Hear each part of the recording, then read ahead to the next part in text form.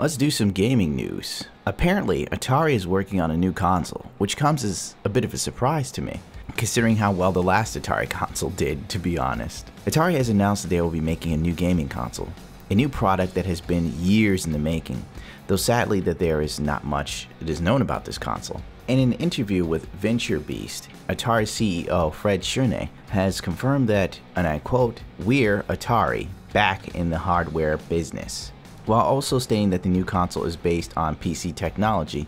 Will this be a new x86 console? At this time, it is unknown whether this will be a mini NES Classic Edition style console re-release or an entirely new system, though the company is still working on the console's design. There's also a teaser trailer that really, it's the usual type of teaser trailer. Here's our logo, here's some bright lights and some interesting music. Oh, get inspired. And really, I don't know. If it's years in the making, I wonder what it could possibly be. And considering with the gaming industry becoming more and more mainstream, unfortunately, this doesn't seem too far-fetched. I think the biggest problem Atari would have is walking that slippery slope of price versus performance. If they can come out with a console that performance-wise pisses all over the competition, but isn't so expensive, then people would obviously make the jump, because right now, the only thing console gamers really give a fuck about is either A, exclusives, or B, raw power. And paying less than they think they would pay for a PC. Like, those are the big three. That's the holy trinity for a console gamer. Shadow the Tomb Raider artwork has been leaked. Shit, in this day and age, man, there's like a leak every 5 seconds. Right now, it looks like Crystal Dynamics' Shadow the Tomb Raider is one of games' worst kept secrets, with previous leaks pointing back to a 2018 release. If you remember, this was leaked beforehand, and all it was Shadow the Tomb Raider. Like, the name font was leaked, that was about it. And I think it was leaked with GameStop, I'm not 100% sure, or some shit like that. So now I'm noticing they have gone through the added effort to try and change the logo a little bit to throw you off, but still it's called Shadow the Tomb Raider, so it doesn't matter if you change the fucking logo design, we still know what it is. This leak comes from Takeoff Creative, a company that creates promotional material for video games and other products, who posted the below image on their website, which has since been taken down. Takeoff has worked with both Square Enix and Ubisoft in the past, adding additional legitimacy to the leak. Talk about a monumental fuck up. Obviously, no Tomb Raider games were shown at E3 2017, that's needless to say. The leak supposedly suggests that Laura's next adventure will not release until mid-late 2018, so don't get your hopes up. In looking at the leaked photos, honest to God, from what I'm gathering, it looks like a lot of the same shit. Personally, my question is, when is Lara Croft going to become the Lara Croft I grew up with? You know, where she would backflip off something and blow some motherfuckers' heads off and then have some quippy little English catchphrase or some shit, like she was a badass back then. This Lara Croft, I mean, the games are good, but honestly, I feel like when I play them, she haphazardly wins every battle. It's like, bang, bang, and then the guy's dead and she makes it through, but she's so beaten up and hurt and vulnerable, yet tough and strong. What just happened to like the fucking Lara Croft that handles shit and it was like no skin off her nose? IO Interactive goes independent and has complete control over Hitman.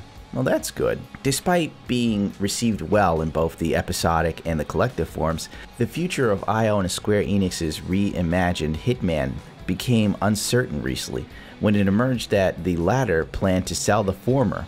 Rumors then began circulating that implied IO would retain the rights to the series, and that a second season was still on the way. Subsequent layoffs at the developer suggest that Agent 47 was doomed, despite the fact that the game's publisher was keen to see the Bald Butcher live on.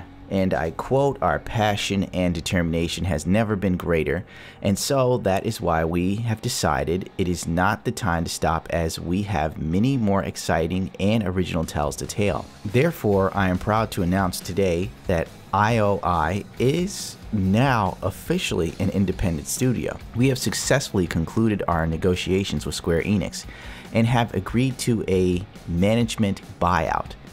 There was a time when Square Enix was Squaresoft, and they used to make great games and some decent decisions. Now, Square Enix is just a fuck. nuttery. I mean, they fucking shoehorned in microtransactions in the last Deus Ex game. They used Denuvo. Honestly, I don't feel like they like Western developers or Western games that much. So for me, whatever, good for IO Interactive. I'm glad they maintained the rights, and hopefully this will lead to more interesting stuff. Hopefully they stop the episodic shit. I don't like episodic. I just want the game now. I don't want to buy pieces of the game in installments. That's why when Telltale Games puts out a Walking Dead, I wait till every episode is out before I buy that shit on a Steam sale to teach them a lesson about giving me shit in pieces.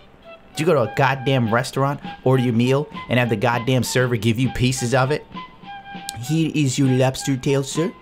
Where's the rest of the lobster? You may have the rest of the lobster a little later. Okay, can I have my drink? Here is half a cup. But I wanted a full glass. You may have the rest a little later. Okay. Now, you sit here while we give you what we choose, you little piece of shit. And the average gamer's like, thank you very much. I'm not quite sure anyone would care about this one too much. But, supposedly, the GTX 1060 can achieve 22 mining rate with just 65 watts of power consumption for bit miners. Now, you might have noticed that, you know, the RX 480 and the RX 580 are hard to come by as of late. And that is due to the fact of crypto mining currency, you know, that whole thing, the Bitcoining and mining shit. AMD cards are usually ideal for this. Therefore, those are the cards that are always bought up. But it turns out there's not many left right now. So, I don't know if you have an AMD card and you want to make some fast cash, but I'm hearing on the grapevine that a lot of these mining guys are frantically looking for these AMD cards. So if you have one and you want to upgrade, maybe now's the time to sell to like one of those miner people and get a decent chunk of change for your card, more than you normally would, because they're paying a bit more for these cards supposedly. And it seems like since the AMD cards are getting hit kind of hard, I think the 570, 580 and the 480 are not that easy to come across. So right now, I hear that the switch is going towards GTX cards. Now the thing is, they always look for the cheaper cards. You got to go for profitability, because the card's going to be running for a year long or more. So they want to buy a card that'll pay for itself while mining, and then they want to turn around and flip the card for a good profit. Usually AMD cards are the way to go. So if you're looking for a graphics card and you can't find the ones you want, the real safe zone are the expensive cards. So once again, wait till Vega or pay for a 1080 or a 1080 Ti, because those are the only ones they're not going to move because it's too goddamn expensive. But anyway, Legit Views has released a series of guides that detail some impressive techniques and tricks to get better hash rates from NVIDIA Pascal GPUs. The cards tested on the site were the GeForce GTX 1060 for the Win Edition 6GB card, which costs a little bit more compared to the super clocked card edition. The cards ship with custom dual fan coolers, and the starting price is around $249. These prices will vary because, you know, much like AMD cards, there's price inflation. So keep that in mind. If you're graphics card hunting right now and you're looking for something affordable yet decent, and you can't figure out why you can't find anything, this is the reason. Well, I'm not going to go into this any further because I don't think anybody who watches my shit gives a fuck about Bitcoin mining. Even though it wouldn't be bad to have some Bitcoin around, especially since sometimes the value of them skyrocket and then sometimes value drops insanely, but we're not getting into that. You know what? I can't actually give more of a shit than me. You will never catch me screaming like that.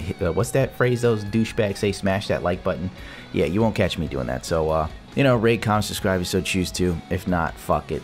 Go about your day, your business, you know. Caress the like button or don't. I don't care. You know, I'm not going to E3 or getting any, like, review samples anytime soon.